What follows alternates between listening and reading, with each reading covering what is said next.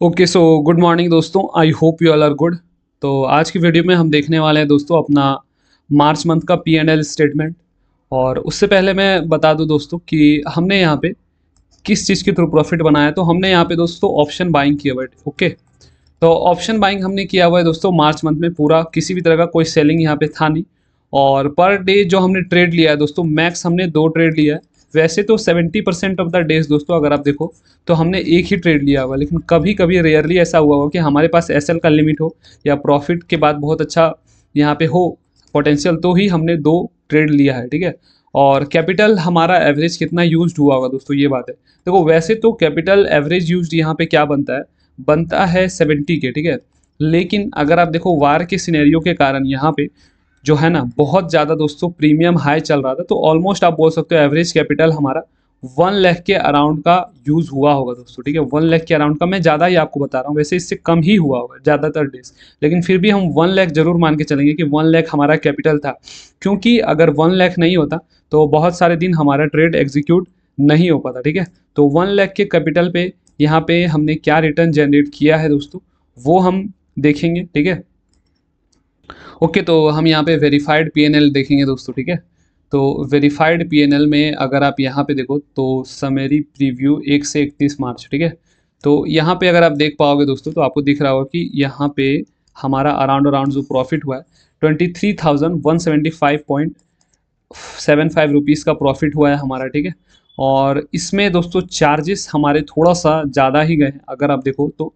असल में दोस्तों ये अगर देखो वेरीफाइड पीएनएल में होता क्या है ना, बहुत लोग आपको सिर्फ प्रॉफिट दिखा देते हैं, तो आप सोचते हो कि हाँ चलो ठीक है 23,000 तक का प्रॉफिट हुआ है तो अराउंड अराउंड 23% का रिटर्न हम मान सकते हैं। बट ऐसा नहीं है दोस्तों, असल में यहाँ पे 19% का ही रिटर्न है हमारा, क्योंकि इसमें अराउंड अराउंड 4 to 5% जो है चार्जेस में गए हैं, यानी कि 5 to 6 के अराउंड हमारे इसमें चार्जेस में चले गए। ठीक है, तो चार्जेस भी एक बहुत इंपॉर्टेंट रोल प्ले करता है दोस्तों। देखो ये बहुत बड़ा फैक्टर है कि आप जब प्रॉफिट कर रहे हो 5,000 का, तो वहाँ पे आपका यार 1,000 चार्जेस में चले जाएंगे और फाइनल प्रॉफिट आप क्या बनाते हो 4,000।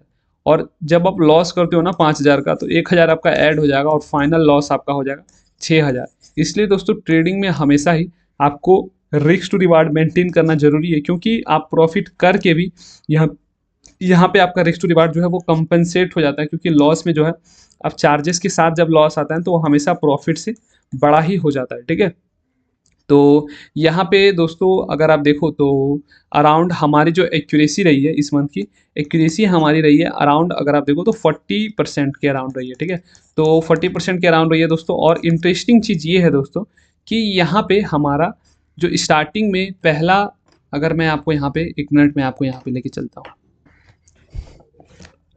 ओके, तो यहाँ पे मैं आपको क्या बोल रहा था दोस्तों कि यहाँ पे हमारा जो पहला 5 डेज था ना, पहला 5 डेज ऑलमोस्ट पहला 5 डेज लॉस में था दोस्तों। ठीक है, तो पहले 5 डेज में हम ऑलमोस्ट अराउंड 16 to 17 के लॉस में थे। फिर भी दोस्तों क्या हुआ था हमारे साथ, कोई रूल ब्रेक किया हमने नहीं, किसी भी तरह का कोई चेंज रूल में नहीं किया है दोस्तों। 100% हमने डिसिप्लिन को फॉलो किया। अब लोग क्या करते हैं दोस्तों, अगर आपको कंटिन्यूस यहाँ पे 5 डेज का लॉस हो जाएगा ना, तो यहाँ पे लोग अपनी स्ट्रेटजी चेंज कर देते हैं कि 5 डेज का लॉस हो रहा है तो ये स्ट्रेटजी काम नहीं करने वाली है।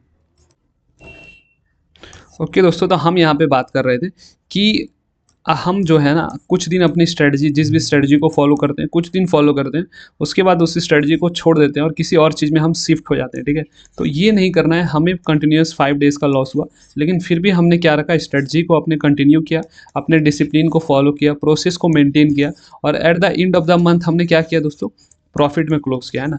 क्यों किया, क्योंकि हमने रिस्क टू रिवार्ड को फॉलो किया, हमने यहाँ पे डिसिप्लिन के साथ ट्रेड किया है, हमने साइकोलॉजी अपनी सही रखी। साइकोलॉजी देखो कभी कभी हो सकता है आपकी गड़बड़ हो जाए दोस्तों, है ना। हो सकता है कि आप A+ ट्रेड हमेशा लेने की कोशिश करते हो, लेकिन A+ ट्रेड आप वहाँ पे नहीं ले पाओ। लेकिन इंपॉर्टेंट ये है कि कभी कभी ऐसे आप ह्यूमन हो, तो हमेशा आप एक मशीन तो हो नहीं जो इसमें डिफाइंड है कि ऐसा सेटअप ही A+ होगा।